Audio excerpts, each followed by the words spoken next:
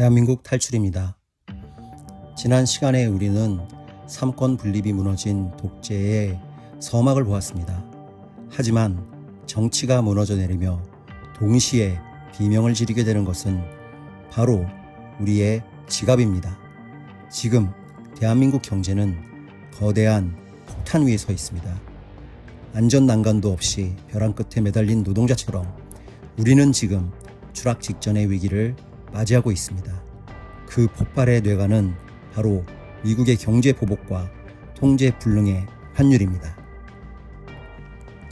이재명 정부는 중국 기업 대비 미국 빅테크 기업들을 역차별하며 중국 쪽에 붙어먹으려 합니다. 쿠팡을 비롯한 미국 기업들에 대한 상식 밖의 규제, 여러분은 이것이 정의롭다고 생각하십니까? 미국은 바보가 아닙니다.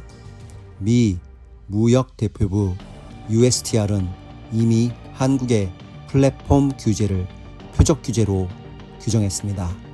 작년 관세 협상 때의 호구짓은 차치하고서라도 이제 미국의 강력한 무역 보복 조치인 슈퍼 301조가 고개를 들고 있습니다.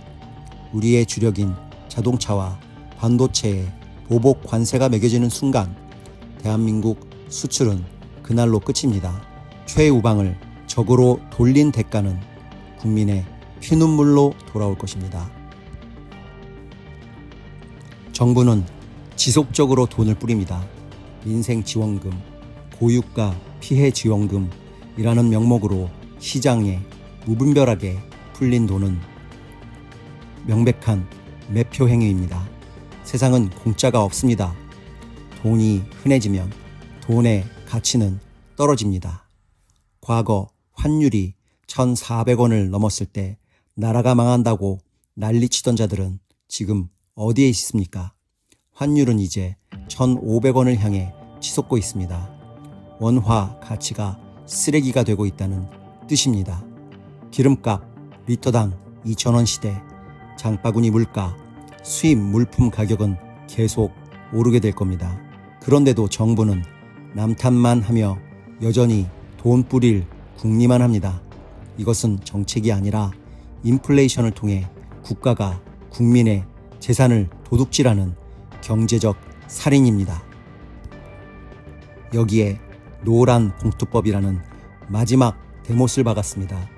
불법 파업이 판치고 기업이 손해를 고스란히 떠안아야 하는 나라, 유럽 상공회의소는 이미 경고했습니다. 이런 나라에서는 기업을 뺄 수밖에 없다고 말입니다.